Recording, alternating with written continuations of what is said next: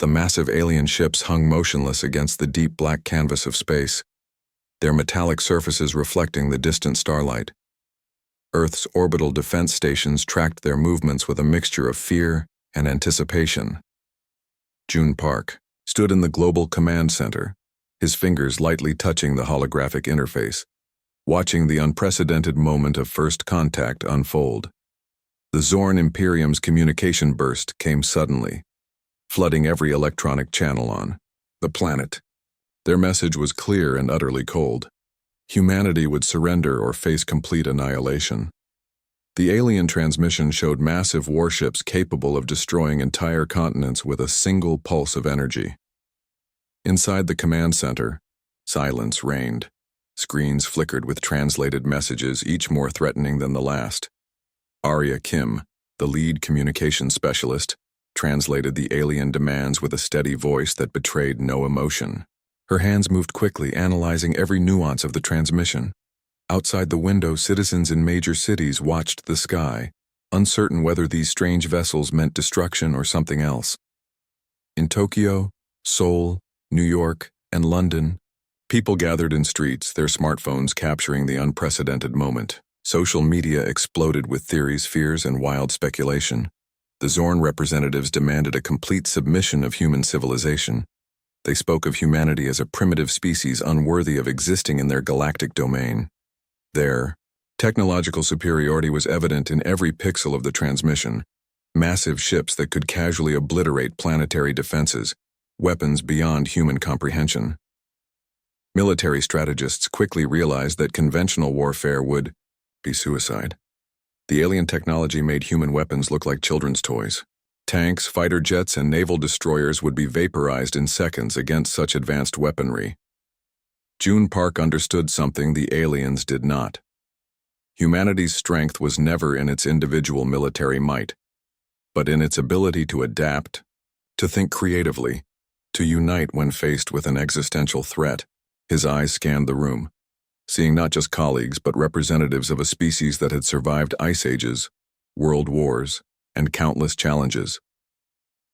The Zorn transmission continued, listing the consequences of resistance. They described how previous civilizations had been eliminated, how resistance was futile. Their language was clinical, almost bureaucratic in its description of potential genocide. But beneath the calm exterior of the command center, something was brewing. Communication. Networks were activating. Underground research facilities were powering up.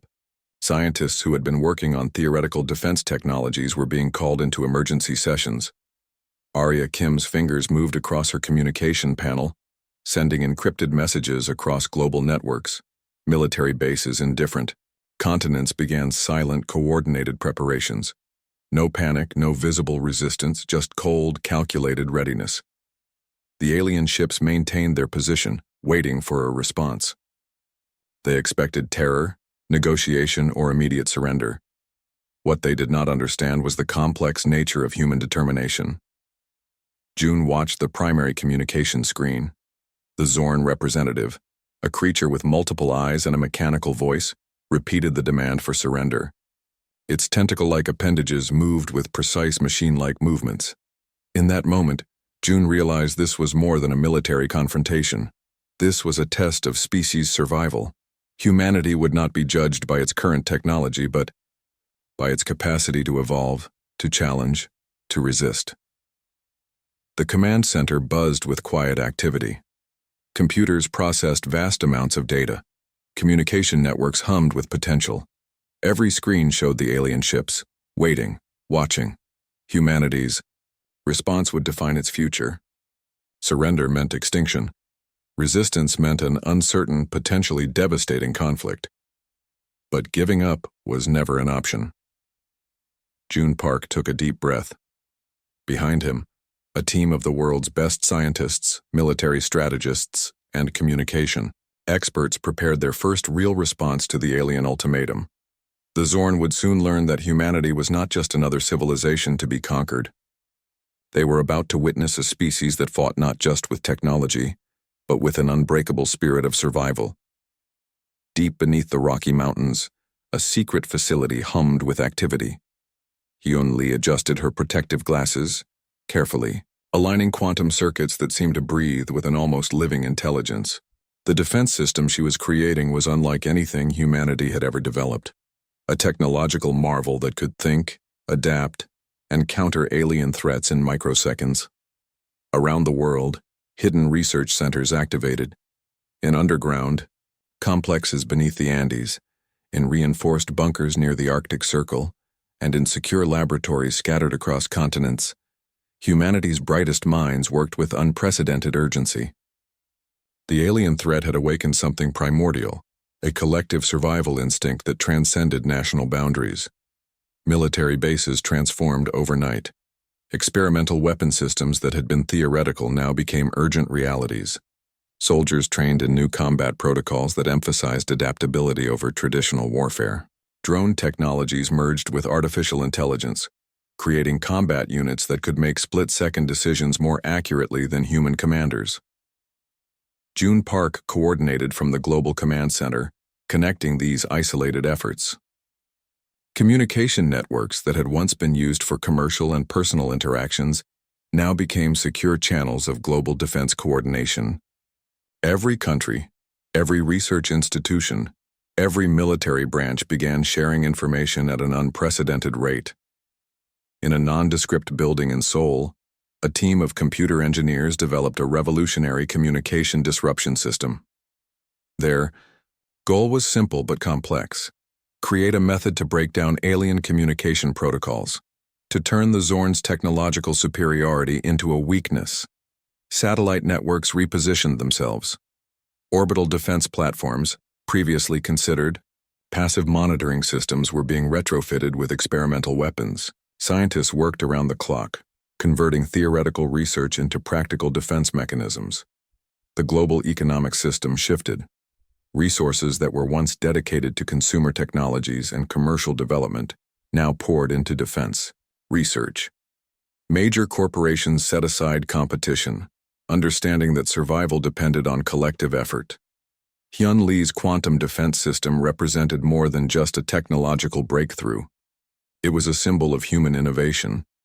The system could analyze incoming threats, predict attack patterns, and generate counter-strategies faster than any known computer system. Each circuit was designed to learn, to adapt, to evolve. Military training changed dramatically. Soldiers were no longer just trained to follow orders, but to think independently, to adapt to rapidly changing combat scenarios. Psychological preparation became as important as physical training. They were preparing to fight an enemy with technology beyond human comprehension. Underground resistance networks began organizing. These weren't traditional military units, but groups of skilled professionals, hackers, engineers, communication experts, who understood that the coming conflict would be won through intelligence and adaptability. In research facilities, scientists worked on understanding the alien technology. Every piece of data from the initial transmission was analyzed, dissected, studied. They weren't just preparing to defend, they were preparing to understand and potentially counteract the alien technological advantage. Cyber warfare teams developed intrusion systems designed to penetrate the most complex alien communication networks. They created algorithms that could potentially disrupt alien command structures, turning their technological superiority into a potential vulnerability. Space research facilities accelerated their experimental propulsion technologies.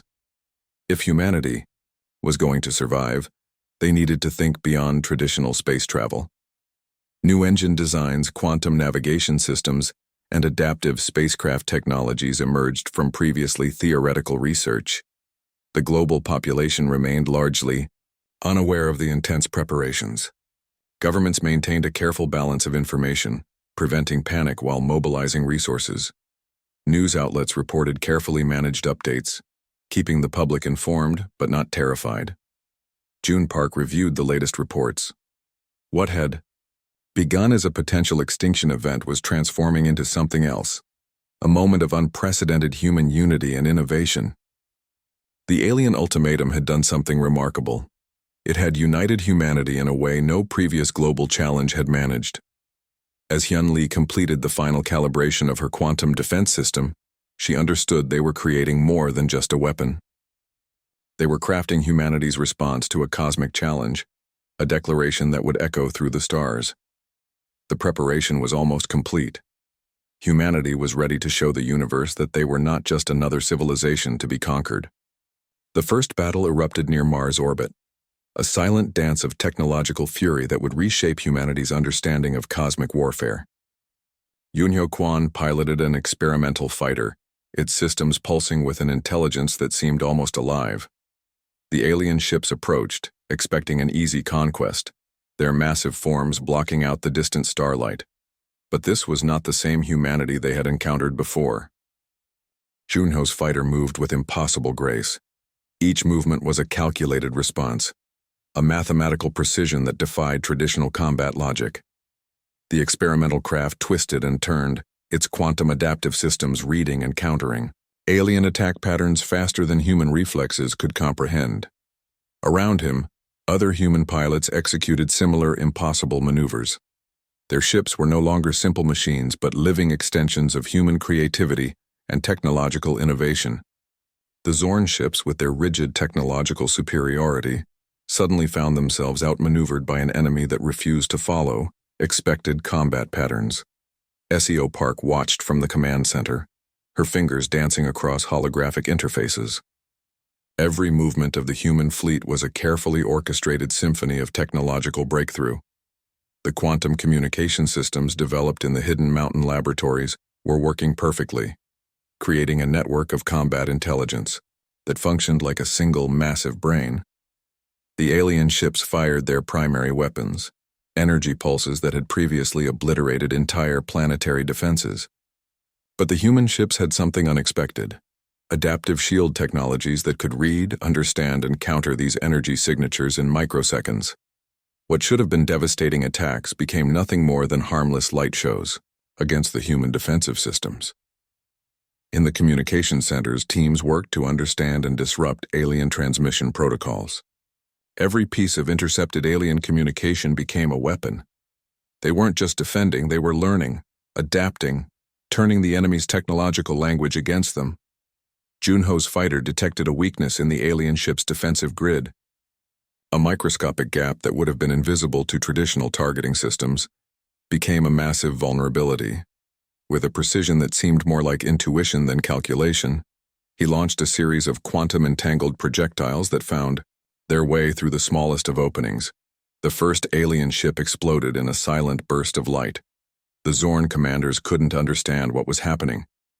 Their battle algorithms, developed over centuries of galactic conquests, suddenly became useless. Humanity was fighting a war that didn't follow any known rules of engagement. Research facilities on Earth monitored every moment of the battle. Scientists who had worked in secret laboratories were now seeing the fruits of their impossible dreams. The quantum adaptive technologies, the communication disruption systems, the adaptive AI, everything was working perfectly. More alien ships approached, believing their numerical superiority would overwhelm the human defenders. They were about to learn a painful lesson about human innovation. Junho's communication system crackled with a brief message from the command center: adapt, overcome, survive. It was more than an instruction. It was a statement of human existence. The battle near Mars became a turning point. It wasn't just a military engagement. It was a demonstration of human potential. Every alien weapon was studied, understood, and then neutralized. Every attack was anticipated, redirected, transformed into an opportunity. SEO Park allowed herself a small smile. The hunters had become the hunted. The quantum adaptive systems continued to learn with each passing second. The human fleet wasn't just fighting. They were evolving in real time, becoming something the aliens had never encountered before: an intelligent, adaptive, collective defense mechanism. As the battle continued, it became clear that this was more than a conflict between two species. This was a demonstration of humanity's most powerful weapon: the ability to learn, to adapt, to transform challenges into opportunities. The Zorn would soon understand that they hadn't just picked a fight with a planet. They had awakened a species with an unbreakable spirit of survival and an unprecedented capacity for technological innovation. The counteroffensive began with surgical precision. SEO Park's team had developed communication disruption protocols that would systematically break down the Zorn's complex network infrastructure. What had once seemed an impenetrable alien communication system now became a web of vulnerability. Orbital platforms repositioned themselves, transforming from defensive structures to strategic launch points. Each platform carried experimental weapons that combined quantum entanglement with adaptive targeting systems. The human technological leap was about to become a cosmic statement. Junho Kwon led the first strike team, his fighter now a perfect fusion of human intuition and advanced artificial intelligence. The experimental craft moved through space like a living creature, anticipating alien defensive movements before they could be executed. Behind him, a fleet of similarly adaptive ships followed, each one a testament to human innovation. The Zorn supply lines became the primary target. Intelligence gathered from previous encounters revealed critical weaknesses in their logistical systems. Humanity wasn't just fighting, they were systematically dismantling the alien infrastructure with calculated precision. Communication intercepts revealed growing panic within the Zorn command structure. Their battle algorithms, developed over centuries of galactic conquests, began to fail. Human tactics defied every predictive model the aliens had ever created. Underground research facilities on Earth worked overtime. Teams of scientists, engineers, and military strategists shared information at unprecedented speeds. What had started as isolated research now became a global effort to understand and defeat the alien technology. Cyber warfare teams launched synchronized attacks that targeted the most sensitive points of the Zorn communication network. Each attack was more than a military strike. It was a demonstration of human adaptability. The aliens found their most secure systems becoming increasingly vulnerable. Military bases around the world transformed into coordination centers. No longer were they isolated defensive positions. Now they were interconnected nodes of a global defense mechanism that could respond and adapt in real time. Junho's squadron struck deep behind enemy lines, targeting communication relays and supply depots. Each mission was a calculated risk. Each movement a carefully planned strategy that seemed to dance around the alien defensive systems. Psychological warfare became a critical component of the counteroffensive. SEO Park's team developed transmission protocols that exploited the Zorn's collective communication systems. They began introducing subtle disruptions, creating confusion and doubt within the alien command structure. The space near Mars became a battlefield of technological innovation.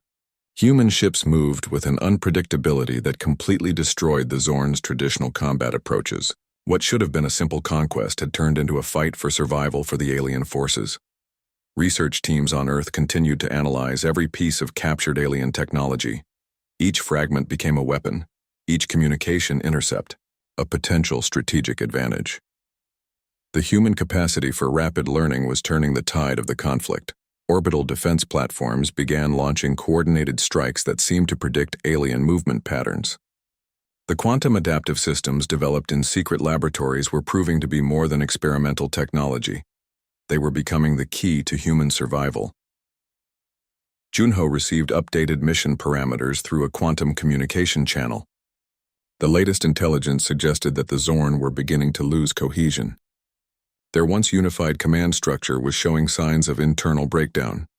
The counteroffensive was more than a military operation. It was a statement of human potential. Every strike, every communication disruption, every technological breakthrough demonstrated something fundamental about the human species. They would not be conquered. As the battle continued, it became clear that humanity was doing more than fighting for survival. They were rewriting the rules of cosmic conflict, showing an alien civilization that technological superiority meant nothing without the ability to adapt, to think, to evolve. The Zorn had made a critical mistake. They had challenged a species that refused to be defeated. The counteroffensive continued, each moment bringing humanity closer to a victory that seemed impossible just weeks before. The final confrontation unfolded in the dark space between Mars and Jupiter. a battlefield that would be remembered throughout human history. Yuna Kim stood at the central command, her hands steady, her eyes focused on the holographic displays that showed the culmination of humanity's desperate struggle. The Zorn Imperium's massive mothership dominated the starscape, a monument to technological arrogance that had ruled the galaxy for centuries. But today, that would change. Humanity had transformed from a potential victim to an unstoppable force of technological innovation and collective willpower. Junho Quan led the attack squadron, his experimental fighter now a perfect extension of human creativity. Behind him, hundreds of adaptive spacecraft moved with a precision that defied traditional understanding of space combat. Each ship was more than a weapon. It was a living testament to human potential. The quantum communication networks hummed with coordinated intelligence. Every human ship moved as part of a single massive organism.